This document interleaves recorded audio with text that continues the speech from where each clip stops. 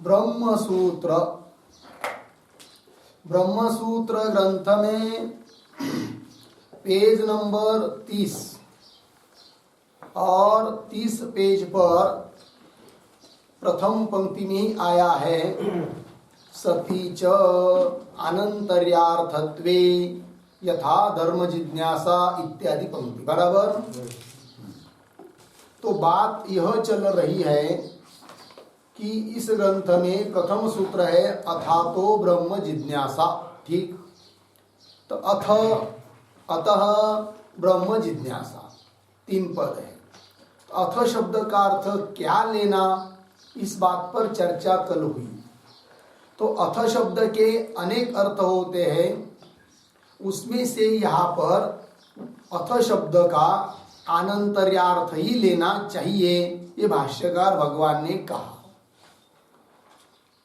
किंतु अन्य लोग जो है कोई बोलते हैं कि अथ शब्द का अर्थ आनंतर्य न लेकर अधिकार अर्थ ले लो, कोई बोलता है मंगल अर्थ ले लो, किंतु ये दोनों भी अर्थ यहाँ पर उचित नहीं है। इस बात को कल बताया था। यदि अथ शब्द का अर्थ अधिकार करते हैं तो अधिकार शब्द का अर्थ होता है आरंभ। फिर आगे वाक्यार्थ है वेदांत मीमांसा, क्या ब्रह्म मीमांसा, अर्थात क्या विचार कर्तव्यता, ब्रह्म विषय विचार करना चाहिए। क्यों? ब्रह्म अथातो ब्रह्म जिज्ञासा, ब्रह्म जिज्ञासा मतलब ब्रह्म को जानने की इच्छा, वाक्यार्थ लेते तो, और इच्छा का आरंभ होता नहीं है। अतः अथ शब्द का अर्थ आरंभ करना उचित नहीं है। और यदि ब्रह्म जिज्ञासा इस पद के अंतर जिज्ञासा पद का लक्षार्थ लेते विचार, तो ब्रह्म विचार और अध्यारूप पद लेना पड़ता है कर्तव्य। तो ब्रह्म विचार करना चाहिए। तो कर्तव्य पद का अध्यार लेने से ही विचार का आरंभ अर्थ निकल आता है, तब अथ शब्द का अथ शब्द व्यर्थ हो जाता है यदि अथ शब्द का अर्थ आरंभ करते हैं तो। अतः कुल मिलाकर निर्णय हुआ कि अथ शब्द का अर्थ आरंभ कर नहीं सकते। फिर किसी ने कहा मंगल, तो मंगल भी अर्थ नहीं है। क्यों मंगल अर्थ नहीं है? यदि मंगल अर्थ लेंगे तो वाक्यार्थ में समन्वय नहीं होगा उस मंगल का, क्योंकि वाक्यार्थ होगा विचार, विचार कर्तव्यता, विचार करना चाहिए। अब विचार करना चाहिए, इसमें अथ शब्द का अर्थ मंगल लेंगे तो उस मंगल का कर्ता रूप से या कर्म रूप से, करण रूप से, किसी भी रूप से अन्वय नहीं बैठ पाता है, समन्वय नहीं होता है। अतः अथ शब्द का अर्थ मंगल भी नहीं होता है। मंगल अर्थ होता है, किंतु यहाँ पर अथ शब्द का अर्थ मंगल नहीं है, अर्थात अथ शब्द का वाच्यार्थ यहाँ मंगल है, ये नहीं कर सकते। फिर बोलेंगे भाई ग्रंथ के आरंभ में तो मंगल तो होना ही चाहिए।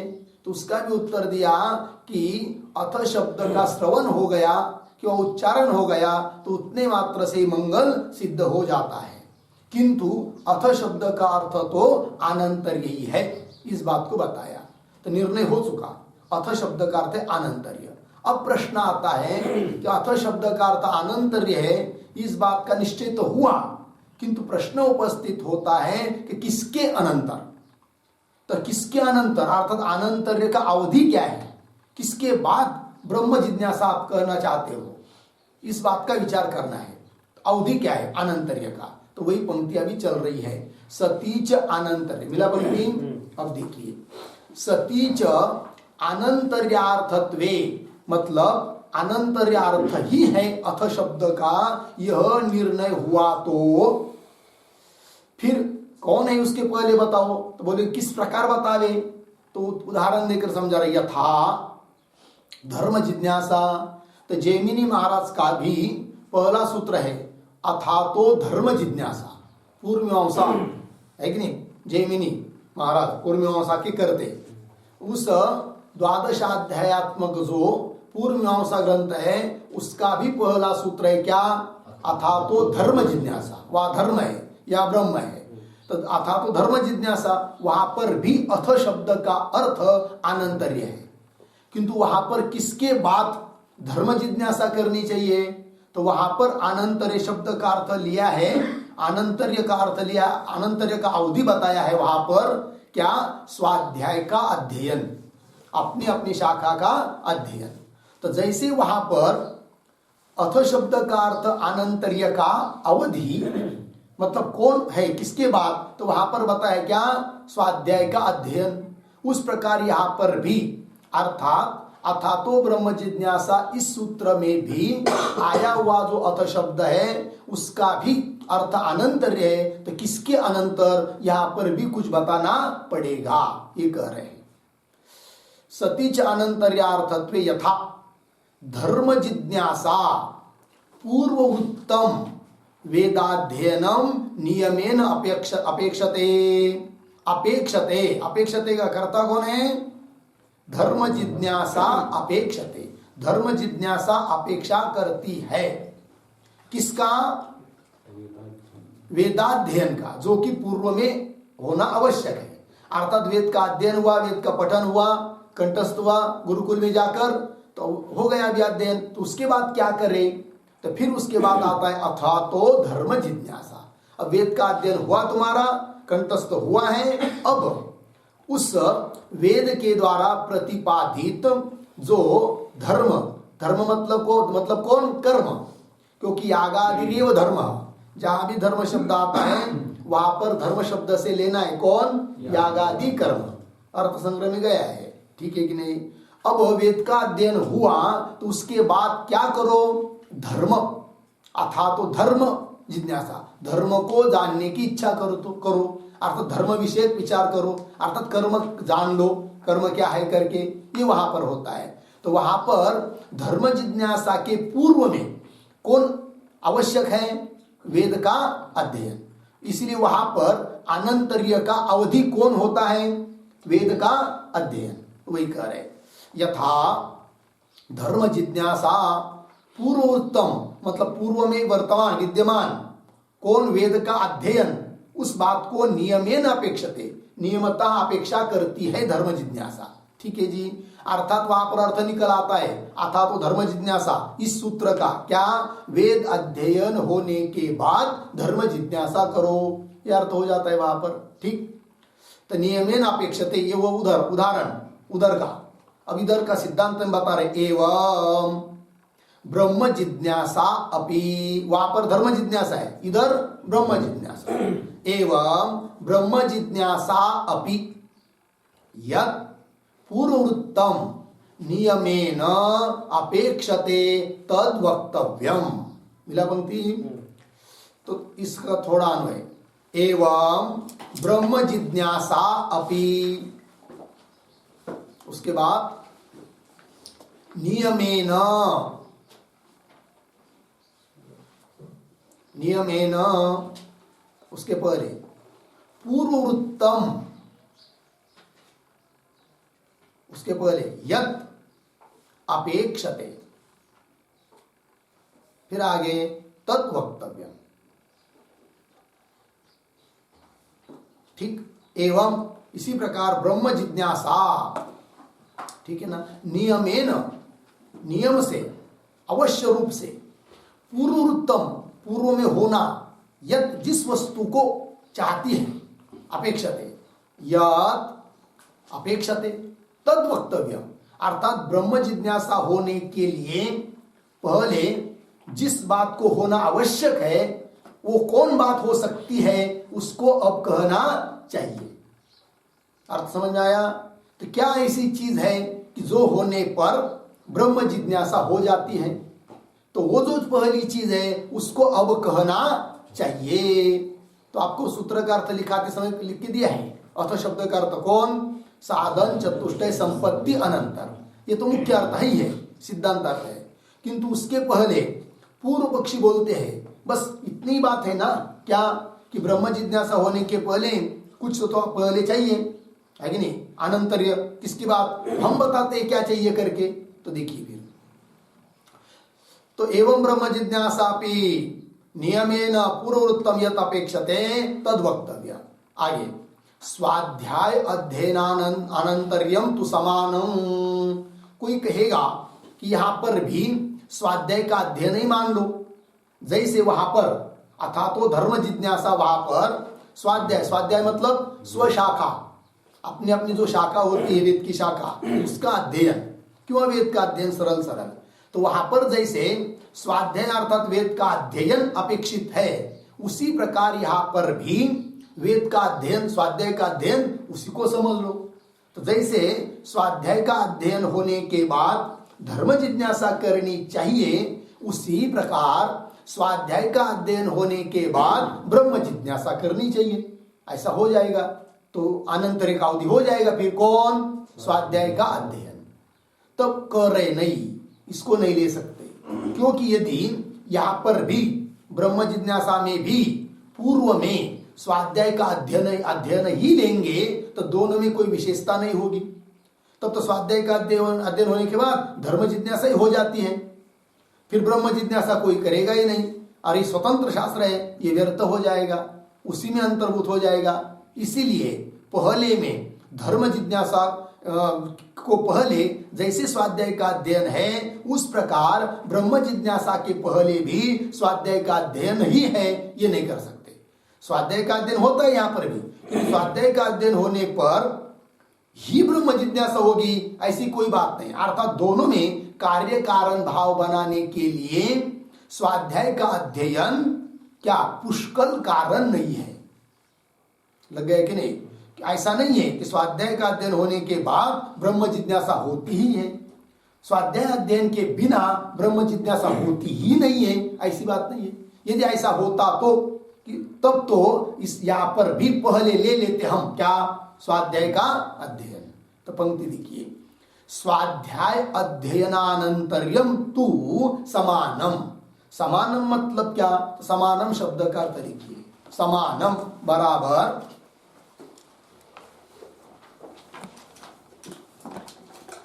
समानम बराबर ब्रह्म विचारे साधारण कारणम।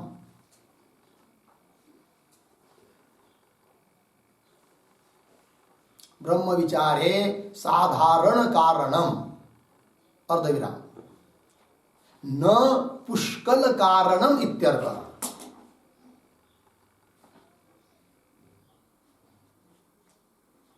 न पुष्कल कारणम इत्यर्थ। ठीक है, देखो भाई, यदि यहां पर भी स्वाध्याय का अध्ययन कोई लेते हैं तो वो तो साधारण कारण हो गया, पुष्कल कारण नहीं। अर्थात दोनों में निश्चित कार्य कारण भाव नहीं बैठ पाता है। लग गया अर्थ जी? विशेषता नहीं आती है। अतः अथा तो ब्रह्म जिज्ञासा, ब्रह्म जिज्ञासा होने के पहले स्वाध्याय का अध्ययन इतना ही मात्रार्थ नहीं कर सकते। अनंतर्य का अवधि केवल स्वाध्याय का अध्ययन को नहीं ले सकते, क्योंकि वो पुष्कल कारण नहीं है, समर्थ कारण नहीं है। लग गया पंक्ति? अब इस पर पूर्व पक्षी बोल रहा है, ननु, मिला पंक्ति? तो देखो भाई, ननु इह कर्मावबोधानंतर्यम विशेषा। पूर्व पक्षी बोलता है विशेष ही आपको चाहिए ना, साधारण नहीं चाहिए, विशेष चाहिए।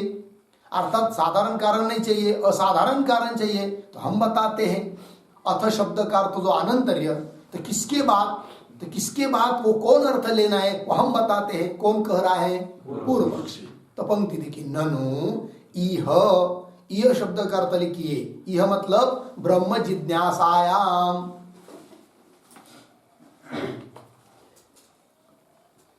ब्रह्म जिज्ञासायाम।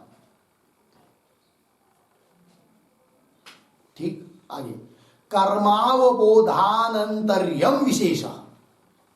विशेष शब्द का अर्थ लिखिए, विशेष मतलब असाधारण कारणम। असाधारण कारणम।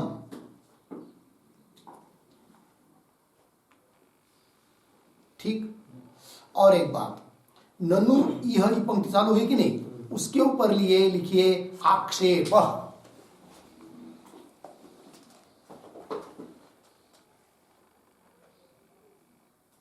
आक्षेप मतलब पूर्व पक्ष आक्षेप कर रहा है, अपने मन से बता रहा है अनंतरे क्या लेना करके। फिर आगे उत्तर दिया जा रहा है, न धर्म जिज्ञासाया। मिला पंक्ति? तो आगे जो है कि नहीं है ना, न धर्म जिज्ञासा इत्यादि, उसके ऊपर लिखिए समाधानम।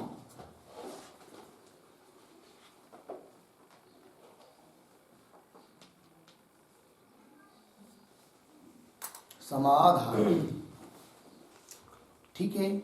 चलो, तो समाधान समझने के पहले पूर्व पक्षी को बात को अच्छी तरह से समझ लेते हैं। तो पूर्व पक्षी क्या कहना चाह रहा है? तो यह अर्थात ब्रह्म जिज्ञासायाम, ब्रह्म जिज्ञासा में विशेष अर्थात असाधारण कारण तुमको चाहिए, तो एक काम कर लो, कर्म का अवबोध ले लो। तो अर्थ क्या निकलेगा फिर? कर्म का अवबोध मतलब ज्ञान। तो कर्म का ज्ञान होने के बाद ब्रह्म जिज्ञासा करो, ये सूत्र का अर्थ हो जाएगा। कर्म का अवबोध होने के बाद फिर दोनों में अंतर भी हो जाएगा। उधर अथा तो धर्म जिज्ञासा, उधर क्या है? केवल स्वाध्याय अध्ययन होने के बाद धर्म जिज्ञासा करो, ठीक है।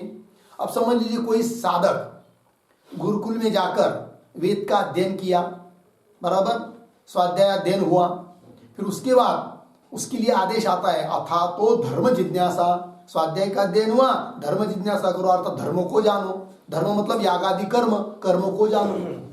तो वहां पर गुरुकुल में कर्म को जान सकता है, वो कर्म का अनुष्ठान नहीं कर सकता, क्योंकि अनुष्ठान करने के लिए, यज्ञ यागादि कर्मों का अनुष्ठान करने के लिए वो सपत्नीक करना पड़ता है, पत्नी के साथ। अभी तो ब्रह्मचारी है, जब समावर्तन होगा, घर में जाएगा, है कि नहीं, विवाह करेगा, तब जाकर वो यह अनुष्ठान कर सकता है। किंतु अभी केवल क्या कर रहा है? स्वाध्याय का अध्ययन हुआ तो धर्म जिज्ञासा, धर्म को जानो। धर्म मतलब याग आदि कर्म, उसको जानो, तो कर्म का अवबोध हुआ। अब कर्म का भी अवबोध हुआ तो फिर उसके बाद क्या? फिर उसके लिए कहो अथा तो ब्रह्म जिज्ञासा। स्वाध्याय का अध्ययन हुआ, कर्म का ज्ञान हुआ, कर्म का ज्ञान होना मतलब धर्म की जिज्ञासा हुई पहले, फिर उसके बाद अर्थात धर्म जिज्ञासा होने के बाद फिर करो ब्रह्म जिज्ञासा। अर्थात ब्रह्म जिज्ञासा के लिए अवधिभूत किसका अनंतर्य आया? धर्म जिज्ञासा का। कर्म का अवबोध मतलब क्या? धर्म जिज्ञासा। तो पहले धर्म जिज्ञासा, उसके बाद कर्म जिज्ञासा। तो अनंतर्य का अवधि पूर्व पक्षी ने किसको बताया? धर्म जिज्ञासा को। कर्म का अवबोध मतलब धर्म जिज्ञासा को बताया। समझ में आया कि नहीं? ये कर रहा है कौन? पूर्व पक्षी। तो पूर्व पक्षी अथ शब्द का अर्थ अनंतर्य, तो अनंतर्य शब्द से किसको किसको कह रहा है पूर्व पक्षी? धर्म जिज्ञासा को। तो धर्म जिज्ञासा होने के बाद ब्रह्म जिज्ञासा करो, यह अर्थ निकल आएगा फिर सूत्र का, ठीक है। तो पंक्ति देखिए, ननु इह कर्मावबोधानंतर्यम विशेष। पंक्ति लगी, सिद्धांति उत्तर दे रहे नहीं, ऐसा नहीं हो सकता। क्या? कि ब्रह्म जिज्ञासा के पहले धर्म जिज्ञासा, अर्थात धर्म जिज्ञासा के बाद ही ब्रह्म जिज्ञासा, ऐसा नहीं है। बोलेंगे क्यों?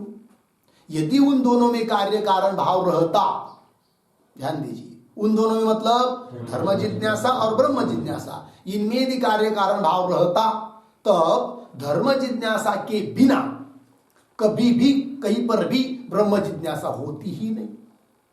किंतु ऐसा भी देखने को मिलता है, किसी ने उपनिषद का अध्ययन किया तो धर्म जिज्ञासा किए बिना भी उसको हो जाती है कौन? ब्रह्म जिज्ञासा। तो धर्म जिज्ञासा की बिना भी ब्रह्म जिज्ञासा हो रही है। अतः ब्रह्म जिज्ञासा के पहले धर्म जिज्ञासा अवश्य है, ये कह नहीं सकते। ये कह रहे, उत्तर दे रहे न। क्या? धर्म जिज्ञासाया प्राग अपि, मतलब धर्म जिज्ञासा होने के पहले भी कदाचित, क्या? प्राग अपि अधीत वेदांतस्य, कदाचित किसी ने वेदांत का क्या किया? अध्ययन, उपनिषदों का अध्ययन किया, और धर्म जिज्ञासा उसको हुई ही नहीं है। उसके पहले ही वेदांत का अध्ययन हो जाने से ब्रह्म जिज्ञासा उत्पत्ति है, ब्रह्म जिज्ञासा की उत्पत्ति हो जाती है, अर्थात ब्रह्म जिज्ञासा हो जाती है। तो वहां पर तो वेदांत का अध्ययन किया, ब्रह्म जानने की, ब्रह्म को समझने की इच्छा हुई, तो उसके लिए तो धर्म जिज्ञासा की जरूरत पड़ी ही नहीं है। अतः धर्म जिज्ञासा के बाद ही ब्रह्म जिज्ञासा, ऐसा कार्य कारण भाव हो नहीं सकता है। ये कह दिया किसने? सिद्धांतियों ने। तो पंक्ति के पुनः न धर्म जिज्ञासाया प्राग अपि, धर्म जिज्ञासा होने के पहले भी अधीत वेदांतस्य, जिसने वेदांत का अध्ययन किया है उस व्यक्ति को ब्रह्म जिज्ञासा उत्पत्ति है, ब्रह्म जिज्ञासा हो जाती है, ऐसा देखने को मिलता है, उत्पत्ति है कि नहीं। इसीलिए उनमें दोनों में कार्य कारण भाव नहीं है। ये जो उपपत्ति आया कि नहीं, ब्रह्म जिज्ञासा उपपत्ति है, इस पर एक वाक्य लिखते हैं, शेष वाक्य, मतलब इस वक्त पंक्ति के तात्पर्य को पूर्ण करने के लिए और एक वाक्य चाहिए, उसको बताते हैं हम, वो लिख लीजिए। अतः कर्माणि अर्धविराम तदवबोधः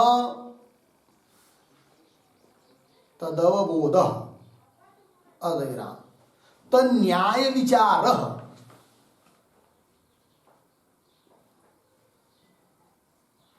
तन्याय विचारः कौंस में लिखिए कर्म मीमांसा न्याय विचारः, कर्म मीमांसा न्याय विचारः, पूर्णविराम कौंस बंद। आगे वा न अवधि किंवा वा न अनंतर्यस्य अवधि, स्पष्ट करने के लिए वा न अनंतर्यस्य अवधि इति ब्रह्म जिज्ञासायाः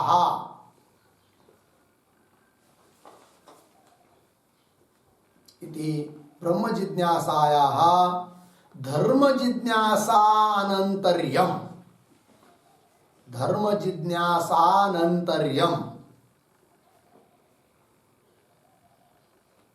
जिज्ञासानंतर्यम अनंतर्यम न भवति इत्यर्थः, न भवति इत्यर्थः। ठीक, चलो भाई। अतः मतलब धर्म जिज्ञासा के पहले भी ब्रह्म जिज्ञासा देखने को मिलते हैं वेदांत अध्ययन करने से। अतः कर्माणि, कर्म का अनुष्ठान, कर्म क्यों तदवोध कर्म का अवबोध ज्ञान, क्यों तन्याय विचार मतलब कर्म मीमांसा में जो न्याय है अधिकरण उनका विचार। तो जैमिनी प्रणीत जो ग्रंथ है पूर्व मीमांसा कर्मकांड, उसमें कितने अधिकरण है पता है? 1000 अधिकरण है। कितने अधिकरण है? 1000 अधिकरण है। और अध्याय 12 अध्यात्मक ग्रंथ है और 1000 अधिकरण है। और यहाँ पर कितने अधिकरण है? 191। ठीक है ना। तो न्याय विचार न अनंतर्यस्य अवधि, वो अनंतर्य का अवधि नहीं है, मत है कि नहीं। इति इसलिए ब्रह्म जिज्ञासायाः धर्म जिज्ञासानंतर्यम, धर्म जिज्ञासा के बाद ही ब्रह्म जिज्ञासा न भवति, ऐसा नहीं है। खंडन कर दिया। लग गया जी अर्थ? चलिए, इतना हो गया ना। तो विचार क्या चालू किया था कि अथ शब्द का अर्थ यदि अनंतर्य है तो किसके बाद? तो केवल स्वाध्याय का अध्ययन को नहीं ले सकते, दोनों में समान है। फिर कहा कि कर्म का अवबोध साथ में जोड़ दो तो वो भी नहीं हो सकता है। अर्थात धर्म जिज्ञासा के बाद ब्रह्म जिज्ञासा ये भी संभव नहीं है। फिर और पूर्व पक्षी कहेगा कदाचित, क्या बोलेगा कि ठीक है भाई, धर्म जिज्ञासा और ब्रह्म जिज्ञासा इन दोनों में कार्य कारण भाव नहीं है, इसलिए अनंतर्य नहीं हो सकता, कोई बात नहीं। किंतु एक काम करेंगे, अथ शब्द का अर्थ क्या किया आपने? अनंतर्य।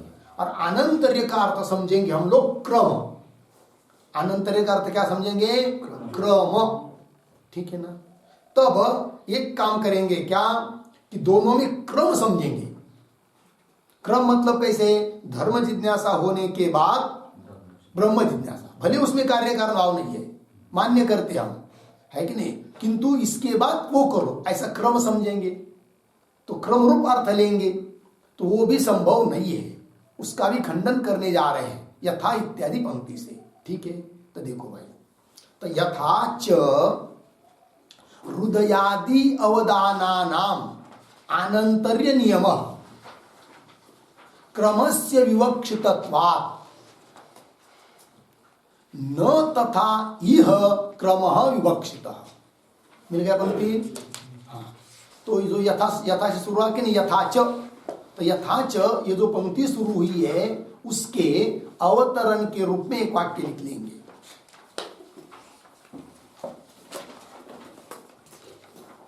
ननु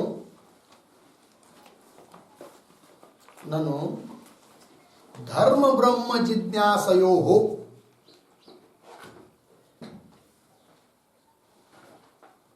धर्म ब्रह्म जिज्ञासयोः कार्य कारणत्वाभावे अपि कार्य कारणत्वाभावे अपि कार्य कारणत्वाभावे अपि अनंतर्योक्ति द्वारा अनंतर्य उक्ति द्वारा अनंतर्योक्ति द्वारा क्रम ज्ञानार्थः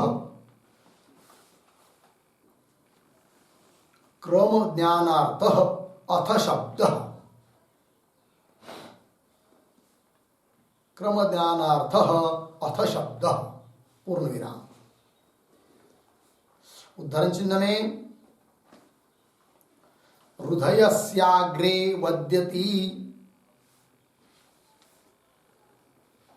हृदयस्याग्रे अवद्यति अथ जिह्वाया अथ वक्षसः अथ वक्षसः उद्धरण चिन्ह बन इति अवदानानाम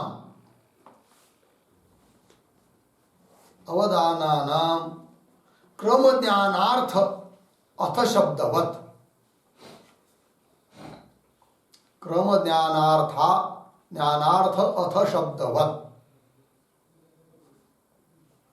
अथ शब्दवत् इति आशंक्य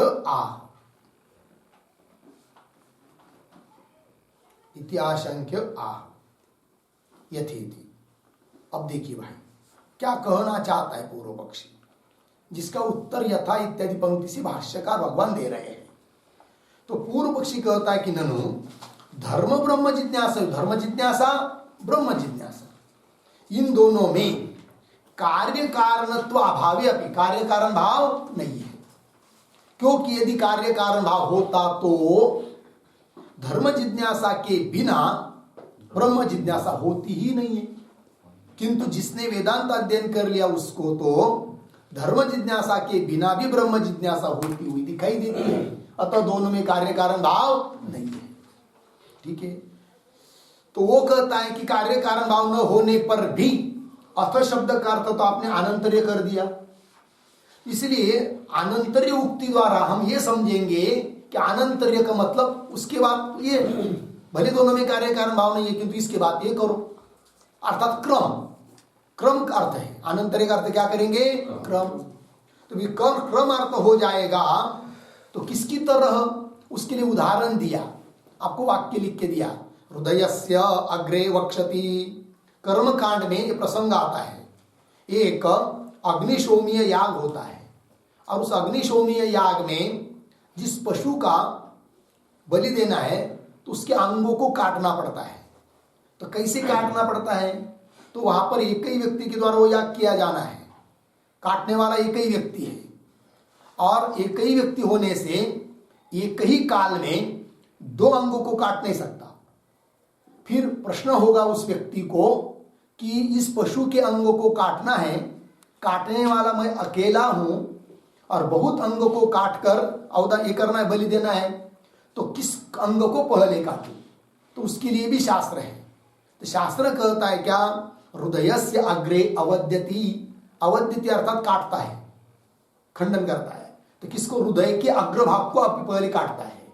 अथ अवद्यति के बाद आया ना, अथ मतलब उसके बाद क्रम, तो उसके बाद क्रम किसका, जिह्वा को काटता है उस पशु के।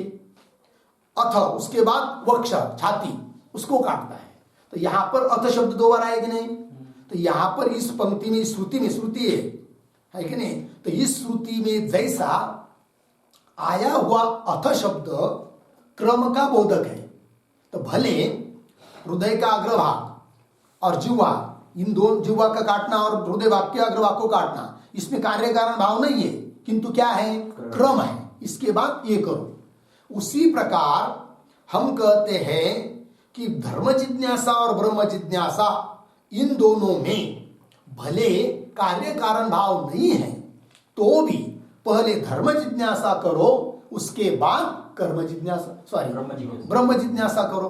पहले धर्म जिज्ञासा, उसके बाद ब्रह्म जिज्ञासा, तो क्रम हो जाएगा, क्रम अर्थ हो जाएगा। तो ऐसा क्रम मान लो, ठीक है कि नहीं। ये कह रहा है कौन, पूर्व पक्षी। तो अथ शब्द का अर्थ अनंतर्य, और अनंतर से क्या लेंगे, क्रम।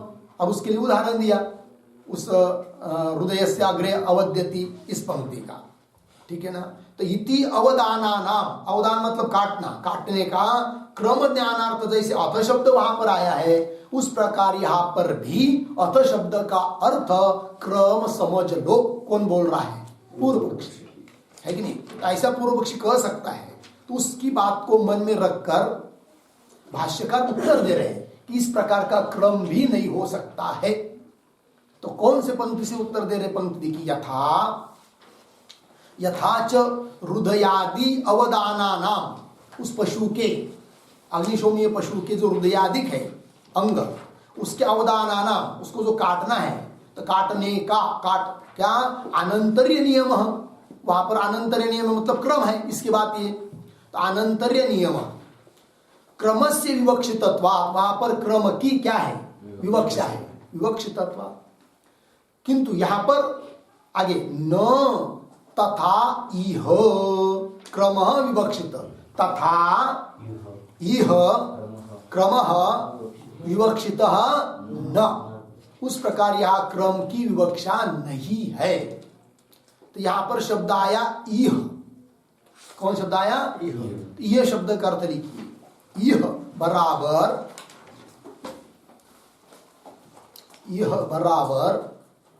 धर्म ब्रह्म जिज्ञासयो हो,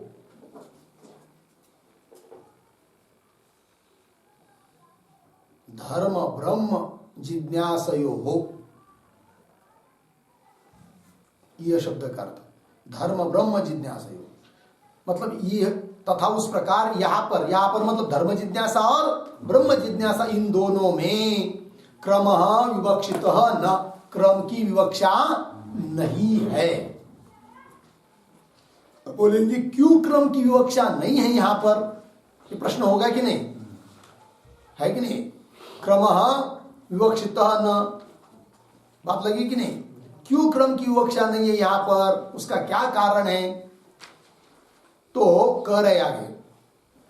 तो उसके पहले उस पर विवक्षित इत्यादि वाक्य हुआ कि नहीं, उस पर एक वाक्य एक टिप्पणी लिख लेते हैं, लिखते हैं अवदानानाम, अवदानानाम अनंतर्य नियमः, अनंतर्य नियमः क्रमः, क्रमः यथा अथ शब्दार्थः, अथ शब्दार्थः तस्य विवक्षितत्वात्, तस्य विवक्षितत्वात् अर्धविराम, न तथा इह,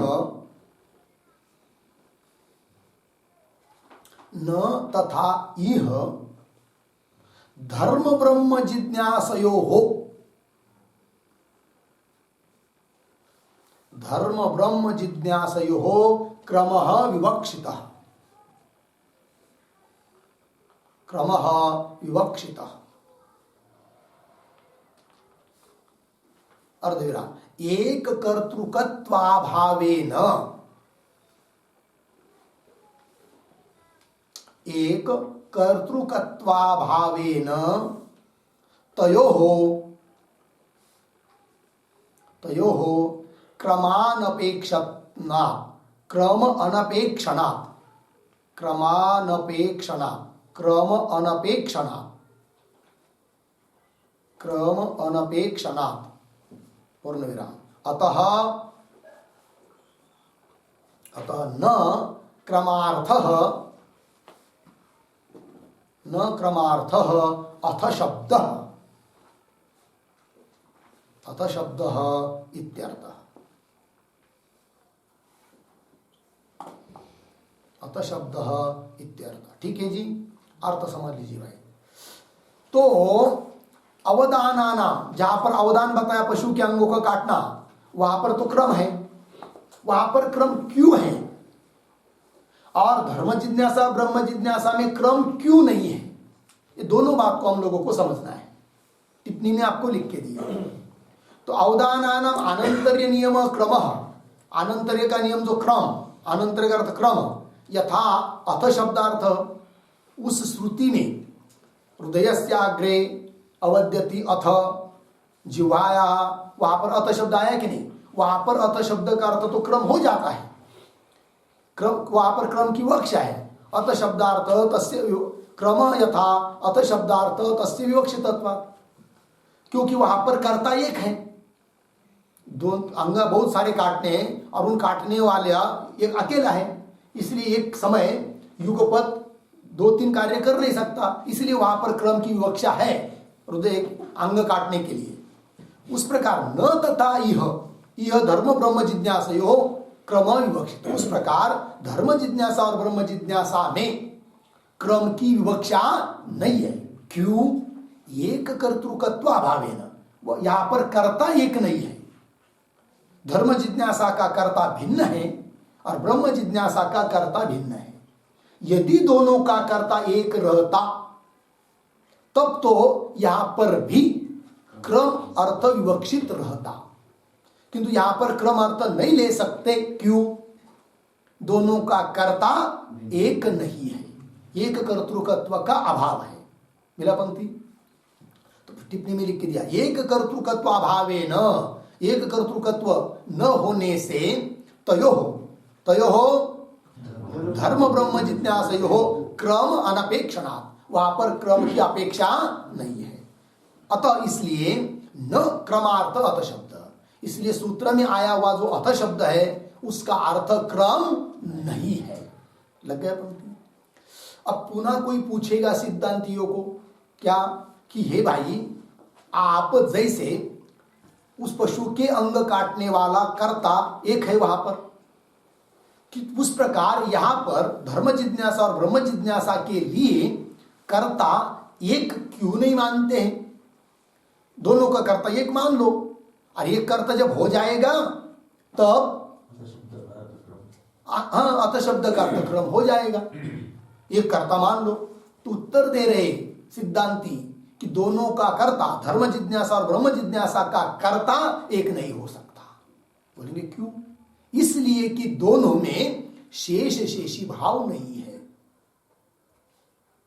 दोनों में धर्म जिज्ञासा ब्रह्म जिज्ञासा, इन दोनों में शेष शेषी भाव नहीं है। क्यों? अधिकृत अधिकार भाव भी नहीं है। यदि धर्म जिज्ञासा और ब्रह्म जिज्ञासा इन दोनों में शेष शेषी भाव रहता, क्यों अधिकृत अधिकार रहता, तब दोनों का कर्ता एक मानते, और जब दोनों का कर्ता एक हो जाता तो दोनों में क्रम मानते, जो कि अथ शब्द का अर्थ हो जाता। किंतु दोनों का कर्ता एक नहीं है। क्यों नहीं है दोनों का एक कर्ता? शेष शेषी भाव नहीं है दोनों में, क्यों? अधिकृत अधिकार नहीं है। तो बोलेंगे शेष शेषी भाव दोनों में क्यों नहीं है, क्यों? अधिकृत अधिकार क्यों नहीं है? तो उसके लिए उत्तर प्रमाणाभावात्, उसके लिए कोई प्रमाण नहीं है। पंक्ति देखिए आगे, शेष शेषित्वे अधिकृताधिकारे वा प्रमाणाभावात्। मेरा पंक्ति, उन दोनों का शेष शेषी मानने में कि वह अधिकृत अधिकार मानने में क्या नहीं है? प्रमाण नहीं है। प्रमाण न होने के कारण उन दोनों का शेष शेषी भाव, क्यों? अधिकृत अधिकार नहीं मान सकते। किन दोनों का? धर्म जिज्ञासा ब्रह्म जिज्ञासा। शेष शेषी भाव और क्यों अधिकृत अधिकार भाव नहीं मान सकते, और शेष शेषी भाव नहीं हो सकता है, अधिकृत अधिकार नहीं हो सकता है, इसलिए दोनों का कर्ता एक नहीं है। और दोनों का कर्ता एक नहीं है तो दोनों का क्रम नहीं हो सकता है। दोनों का क्रम क्यों नहीं होता है? एक कर्ता नहीं है। एक कर्ता क्यों नहीं है? उन दोनों में शेष शेषी भाव नहीं है। क्योंकि एक कर्ता वहां होता है जहां पर शेष शेषी भाव रहता है, कि वहां अधिकृत अधिकार रहता है। यहां पर शेष शेषी भाव नहीं है, अधिकृत अधिकार नहीं है, अतः एक कर्ता नहीं है। लग गया कि नहीं? और एक कर्ता नहीं है तो क्रम भी नहीं है। क्रम क्यों नहीं है? एक कर्ता नहीं है। एक कर्ता क्यों नहीं है? शेष शेषी आदि भाव नहीं है। शेष शेषी भाव क्यों नहीं है? उसके लिए कोई प्रमाण नहीं है। दोनों का शेष शेषी भाव मानने में कि वह अधिकृत अधिकार मानने में कोई प्रमाण नहीं है। प्रमाण का अभाव होने से शेष शेषी भाव को अधिकृत अधिकार भाव नहीं मान सकते, और शेष शेषी भाव और अधिकृत अधिकार न होने से एक कर्ता नहीं मान सकते, और एक कर्ता न होने से क्रम नहीं मान सकते। बात समझ में आई? अब देखिए आगे, शेष शेषित्वे अधिकृत अधिकारे वा प्रमाणा भावा। मेरा पंक्ति ये जो वाक्य कि शेष शेषित्वे, तो उसके अवतरणिका के रूप में एक छोटा वाक्य लिखिए। शेष के पहले ननु तयोः एक कर्तृकत्वम्, ननु तयोः एक कर्तृकत्वम् कुतः नास्ति।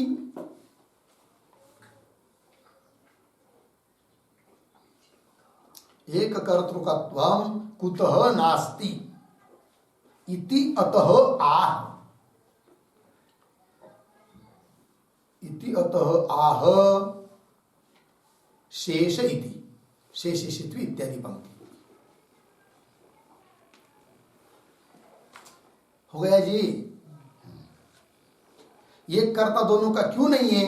इसलिए बताया कि दोनों में शेष शेषित्व नहीं है, कि वह अधिकृत अधिकार नहीं है। बोलेंगे वो क्यों नहीं है? तो उसके लिए कोई प्रमाण नहीं है। अब थोड़ा और बात समझनी है हम लोगों को कि एक कर्ता क्यों नहीं है भाई? शेष शेषी भाव नहीं। इसका मतलब जहां शेष शेषी भाव है वहां एक कर्ता होता है। ध्यान दीजिए। हाँ, क्या इसका मतलब? क्या जहां शेष शेषी भाव है वहां एक कर्ता होता है। बोलेंगे उदाहरण बताओ। तो उदाहरण होता है जैसे दर्श पूर्णमास नाम का याग है कि वो अंगी याग है, और उसके अंग है प्रयाज। 5 प्रयाज बताए ना, वो है अंग, है कि नहीं? और वहां पर तो वो हुआ है शेष। अंग मतलब शेष, प्रयाज हुए कौन? शेष, अंग। और दर्श पूर्णमास हुआ शेषी अर्थात अंगी।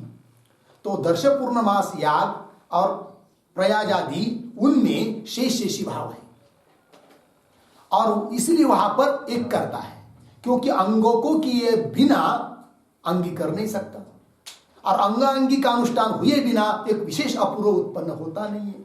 इसलिए वहां पर शेष शेषी भाव है, अतः वहां पर एक ही कर्ता मानना पड़ता है। यदि अंगों को करने वाला दूसरा रहेगा, प्रयाज आदि अंगों को, और शेषी अंगी जो दर्श पूर्णमास या उसको करने वाला, उसका अनुष्ठान करने वाला दूसरा मानेंगे, तो एक विशिष्ट अपूर्व उत्पन्न नहीं होगा कि जिससे स्वर्ग की प्राप्ति होती है। इसलिए वहां पर शेषी भाव है, एक ही कर्ता होता है। ठीक, एक बात हो गई। मतलब जहां शेष भाव रहता है वहां एक कर्ता होता है, किंतु यहाँ शेष भाव नहीं है, इसलिए एक कर्ता नहीं है। बात समझ में आई? दूसरा, जहां पर यहां पर अधिकृत अधिकार भी नहीं है। यदि अधिकृत अधिकार होता तो एक कर्ता होता, किंतु यहां धर्म जिज्ञासा और ब्रह्म जिज्ञासा में अधिकृत अधिकार नहीं है, इसलिए एक कर्ता नहीं है। इसका मतलब जहां अधिकृत अधिकार है वहां पर एक कर्ता होता है। तो बोलेंगे उदाहरण बताओ कि अधिकृत अधिकार कल है कि नहीं? जहां पर है वहां पर कर्ता एक होता है। ठीक है ना? पहले अधिकृत अधिकार क्या होता है इसको समझेंगे। तो अधिकृत अधिकार का मतलब होता है एक कार्य में, एक काम में अधिकार प्राप्त कर लिया तभी उसका दूसरे कार्य में अधिकार सिद्ध होता है, उसको कहते अधिकृत अधिकार। व्यवहार का उदाहरण यदि समझना हो तो समझ लीजिए किसी व्यक्ति को 11वीं कक्षा में एडमिशन लेना है, ठीक है कि नहीं, और पहले कुछ भी नहीं पढ़ा है, एक भी कक्षा नहीं पढ़ा है, या चौथी पांचवी पढ़ा है, और 5वीं की टीसी लिया और गया वहां पर कॉलेज में और कहने लगा कि मुझे 11वीं कक्षा में एडमिशन दे दो। उसने देखा वहां पर जो अधिकारी है उसने देखा, तुम तो 5वीं कक्षा पढ़े हो, तुमको कैसा मिलेगा एडमिशन 11वीं कक्षा में नहीं मिल सकता, जाओ भागो। अर्थात 11वीं कक्षा में एडमिशन लेने के लिए तुम अधिकारी नहीं हो। तो बोलेंगे फिर मुझे क्या करना पड़ेगा 11वीं कक्षा में एडमिशन लेने के लिए? तो वो समझाता है, पहले तुम 5वीं पढ़े हो ना, फिर 6वीं कक्षा पढ़ो, 7वीं 8वीं 9वीं 10वीं पढ़ो, 10वीं कक्षा उत्तीर्ण हो, फिर उसके बाद वो प्रमाण पत्र ले आओ, तब हम आपको देंगे किसमें? 11वीं में एडमिशन। अर्थात 10वीं कक्षा में तुम पढ़ लोगे, उसमें अधिकृत रहोगे, तब उस तुम्हारा अधिकार होगा किसमें? 11वीं में। तो इसको कहते हैं अधिकृत अधिकार। पहले एक काम में अधिकार संपन्न कर लिया, अधिकृत हो गया, उसके बाद दूसरे में अधिकार। तो वहां पर तो कर्ता एक है कि नहीं? तो फिर समझ लीजिए वो व्यक्ति जो लड़का गया था 5वीं टीसी लेकर, दूसरे दिन पुनः गया वहां कॉलेज में 10वीं की टीसी लेकर, फिर बोलने लगा ये ले लो, तुमको चाहिए थी ना 10वीं उत्तीर्ण का प्रमाण पत्र, ये लाया मैंने, दे दो आप एडमिशन मुझे किसमें? 11वीं में। देखा इस पर तो फोटो किसी और का लग रहा है और तुम तो दूसरे कोई हो। फिर वो बोलता है उससे तुमको क्या लेना है? 10वीं का प्रमाण पत्र चाहिए ना, वो हमारे मित्र का हमने ले आए 10वीं का प्रमाण पत्र, 10वीं उत्तीर्ण का प्रमाण पत्र, अब हमको 11वीं में एडमिशन दे दो। तो फिर वो अधिकारी बोलता है एडमिशन किसको लेना है? वो बोलता है मुझे, और प्रमाण पत्र किसका है? मेरे मित्र का, भागो यहां से। है कि जो अधिकृत है तुम्हारा मित्र, उसको हम दे सकते हैं 11वीं में एडमिशन, तुमको नहीं। क्यों? कर्ता एक नहीं है। 10वीं उत्तीर्ण किया दूसरे ने, और एडमिशन मांग रहे हो दूसरा, है कि नहीं? तो यहां पर कर्ता क्या हुए? भिन्न हुए, है कि नहीं? तो अधिकृत अधिकार जहां होता है वहां पर कर्ता एक चाहिए। 10वीं जिसने पास कर ली है, जिसमें अधिकृत हुआ है, वही चाहिए, तब उसका 11वीं में एडमिशन होगा। कहने का तात्पर्य क्या? जहां अधिकृत अधिकार रहता है वहां पर भी कर्ता एक होता है। ठीक है कि नहीं? तो वैदिक उदाहरण दिया गया है यहां पर, आपको लिख के देंगे बाद में, है कि नहीं? तो क्या उदाहरण दिया है? सोमेन दर्श पूर्णमासाभ्याम इष्ट्वा सोमेन यजेत, लिख के देंगे आपको, मूल में नहीं है। दर्श पूर्णमासाभ्याम इष्ट्वा, दर्श पूर्णमास याग जिसने किया है, ध्यान दीजिए, वही सोमयाग करे। तो ध्यान दीजिए यहां पर क्या है? अधिकृत अधिकार, कि जिसने दर्श पूर्णमास याग सोमयाग करे उसी का अधिकार है, अधिकृत अधिकार। तो जहां पर कहने का तात्पर्य, जहां पर अधिकृत अधिकार रहता है वहां पर कर्ता एक होता है। फिर जहां कर्ता एक होता है वहां पर क्रम माना जाता है कि नहीं? यहां पर धर्म जिज्ञासा और ब्रह्म जिज्ञासा, इन दोनों में, है कि नहीं, क्या नहीं है? अधिकृत अधिकार नहीं है। मतलब धर्म जिज्ञासा जो किया हुआ रहेगा वही ब्रह्म जिज्ञासा कर सकता है, ऐसी बात नहीं है। यदि ऐसी बात होती तो माना जाता क्या? अधिकृत अधिकार, है कि नहीं? धर्म जिज्ञासा जिसने किया है वही ब्रह्म जिज्ञासा कर सकता है। यदि ऐसा रहता तो वहां माना जाता क्या? अधिकृत अधिकार। तब वहां पर कर्ता एक हो जाता, क्योंकि जिसने धर्म जिज्ञासा की है वही ब्रह्म जिज्ञासा करेगा, एक कर्ता हो जाता। और एक कर्ता एक साथ दोनों को कर नहीं सकता, तो वहां पर क्रम सिद्ध हो जाता। किंतु वहां पर क्रम नहीं है। क्रम क्यों नहीं है? एक कर्ता नहीं है। एक कर्ता क्यों नहीं है? वहां पर अधिकृत अधिकार नहीं है और शेष शेषी भाव नहीं है। फिर शेष शेषित्व और अधिकृत अधिकार क्यों नहीं है? प्रमाणाभाव। पंक्ति लग रही कि नहीं? तो देखो भाई, शेष शेषित्वे अधिकृत अधिकारे वा प्रमाणाभावात्, मिला पंक्ति? ये जो आया कि नहीं, प्रमाण वाक्य आया कि नहीं, इस वाक्य के ऊपर एक टिप्पणी लिख लेंगे आप लोग, क्योंकि बाद में आपको चिंतन करने के लिए तभी कुछ आधार मिलेगा, तो भूल जाएंगे। तो लिखिए, यत्र यत्र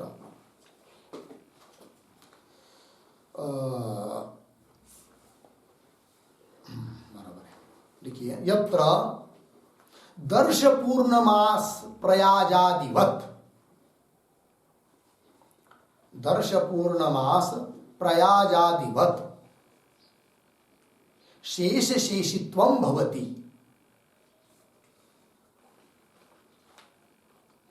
शेष शेषित्वं भवति अथवा उद्धरण चिन्ह में दर्श पूर्णमासाभ्याम इष्ट्वा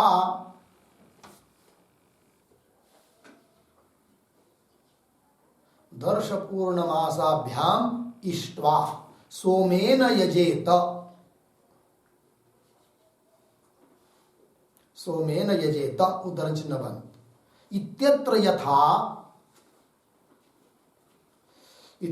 यथा दर्श पूर्णमास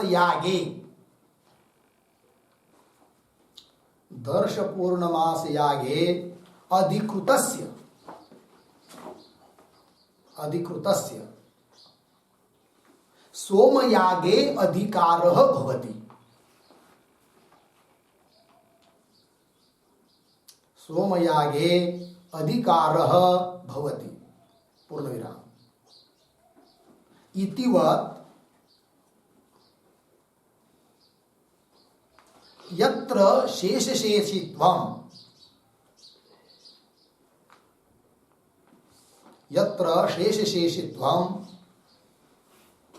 अधिकृत अधिकारः भवति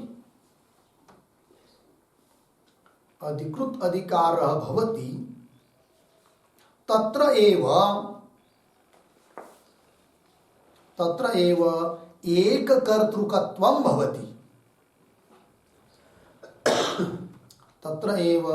एककर्तृकत्वं भवति पूर्णविराम आगे यत्र एककर्तृकत्वं भवति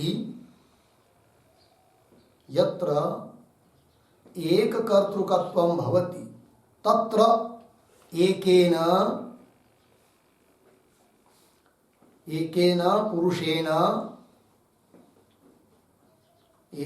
पुरुषेण युगपत् अनुष्ठानासंभवात् क्रमः विवक्षितः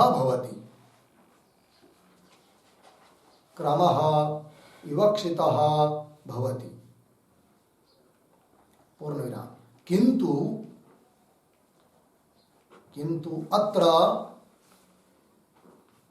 अत्र धर्म ब्रह्म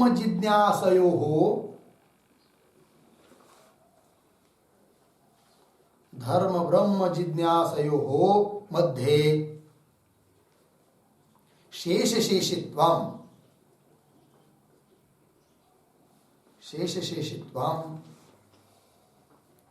अधिकृताधिकारः वा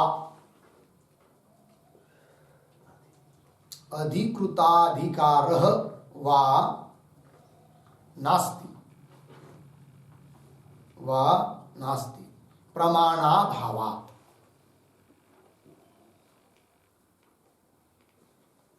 प्रमाणाभावात् पूर्णविराम अतः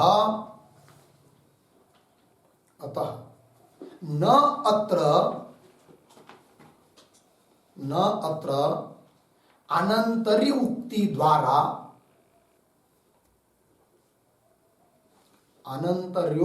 द्वारा क्रमः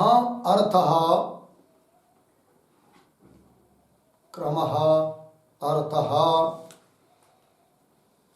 स्वीकर्तुं शक्यते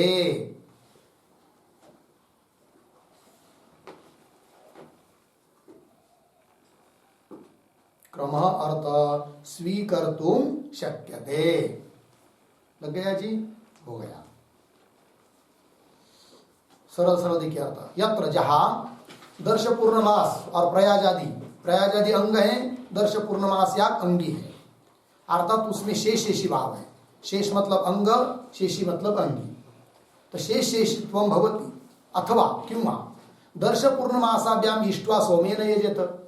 यहाँ पर क्या है? अधिकृत अधिकार कि दर्श पूर्णमास याग करके, दर्श पूर्णमासाभ्याम इष्ट्वा याग करके फिर उसके बाद सोमेन यजेत है कि नहीं। इसमें एक में अधिकार संपन्न कर लिया, फिर उसमें दूसरे में अधिकार होता है।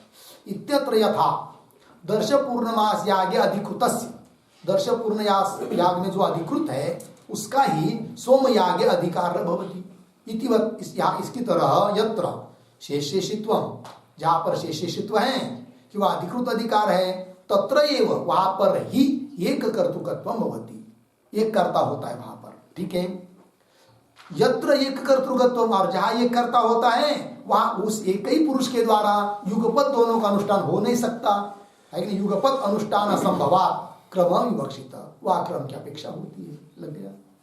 किंतु यहां पर धर्म जिज्ञासा और ब्रह्म जिज्ञासा में शेषेषित्व नहीं है, अधिकृत अधिकार भी नहीं है। क्यों? प्रमाणाभाव, प्रमाण का अभाव है। अतः न अत्र आनंतर्य उक्ति द्वारा क्रम, शेष भाव नहीं है, अधिकृत अधिकार नहीं है, अतः एक कर्ता नहीं है, एक कर्ता नहीं है तो क्रम भी नहीं है। लग गया अर्थ जी? तो सिद्ध हुआ क्या? तो पूर्व पक्ष ने क्या कहा था? अथ शब्द का अर्थ क्रम, किंतु अथ शब्द का अर्थ क्रम कर नहीं सकते। और क्रम किसमें? धर्म जिज्ञासा और ब्रह्म जिज्ञासा में क्रम यह अर्थ हो नहीं सकता। ठीक नहीं कि धर्म जिज्ञासा के बाद ही ब्रह्म जिज्ञासा ये कर नहीं सकते, खंडन कर दिया पूर्व पक्षी का। लग गया जी? अब आगे चलिए, इतना वाक्य पूर्व वाक्य नहीं, आगे का वाक्य क्या आ रहा है? धर्म ब्रह्म जिज्ञासयोः फल जिज्ञासी भेदाच्च। अब इस वाक्य को पहले भी थोड़ा समझ लीजिए। अब पूर्व पक्षी कहेगा क्रम होने के लिए क्या चाहिए तुमको?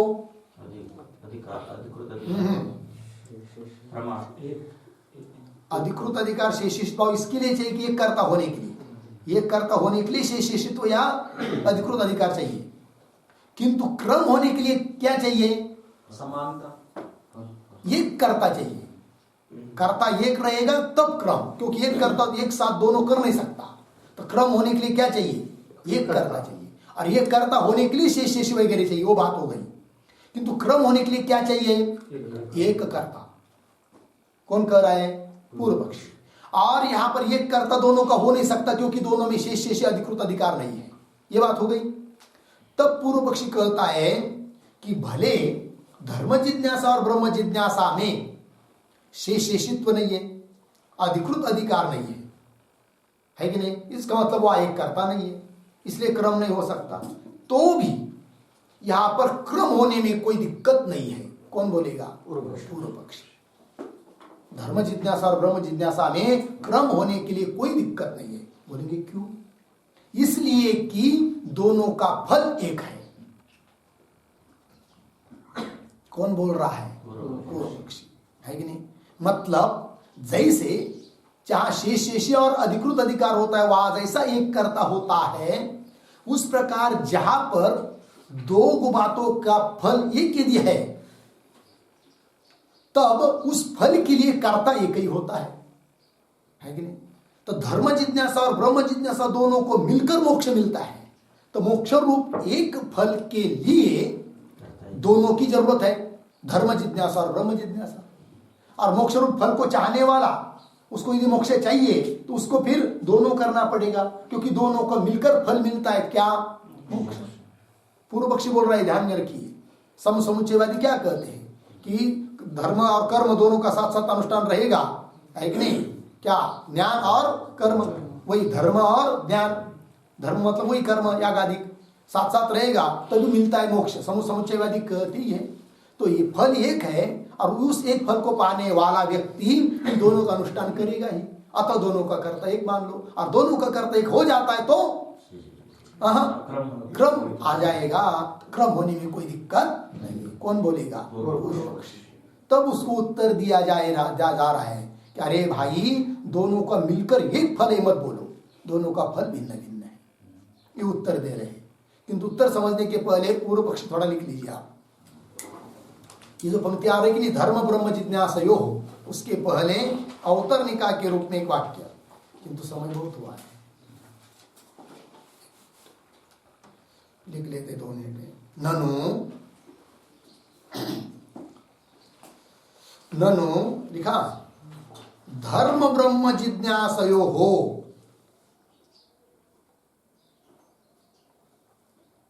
धर्म ब्रह्म जिज्ञासयोः शेषशेषित्वम् अधिकृताधिकारत्वं च। अधिकृताधिकारत्वं च मा अस्तु, मा अस्तु, पूर्णविराम। किंतु मोक्षैक फलकत्वेन, किंतु मोक्षैक फलकत्वेन, मोक्षैक फलकत्वेन एक कर्तृकत्वं स्यात् एव, एक कर्तृकत्वं स्यात् एव, पूर्णविराम। उद्धरण चिन्ह में ज्ञान कर्मभ्याम मुक्ति, ज्ञान कर्मभ्याम मुक्ति, उद्धरण चिन्ह बंद। इति समुच्चयवादिनः,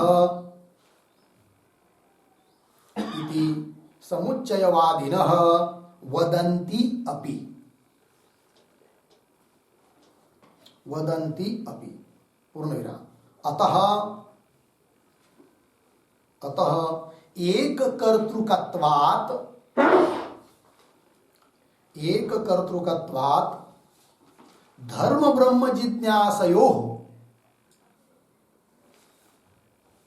धर्म ब्रह्म जिज्ञासयोः क्रमः विवक्षितः,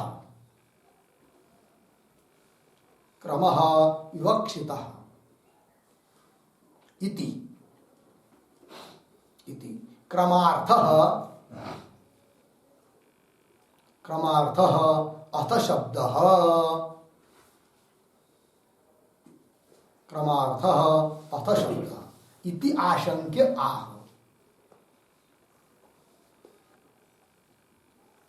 इति आशंक्य आह, फल जिज्ञास इत्यादि।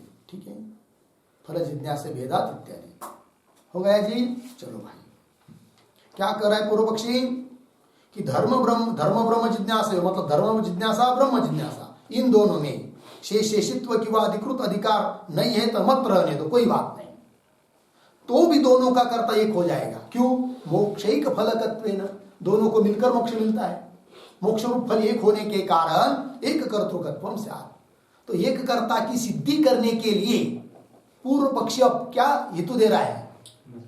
मोक्ष रूप फल एक दिखा रहा है। ठीक है ना? क्यों? समुच्चयवादी बोलते भी है ज्ञान कर्मभ्याम मुक्ति, ऐसा बोलते भी है। अतः एक कर्तृकत्व, दोनों का कर्ता एक होने से, है कि नहीं, धर्म ब्रह्म जिज्ञासा इन दोनों में क्रम की विवक्षा है। इसलिए क्रम को बताने के लिए ही सूत्र में अथ शब्द आया है, ऐसा बोलता है कौन? पूर्व पक्षी। अब उसको उत्तर देना है क्या? कि दोनों का फल एक नहीं है।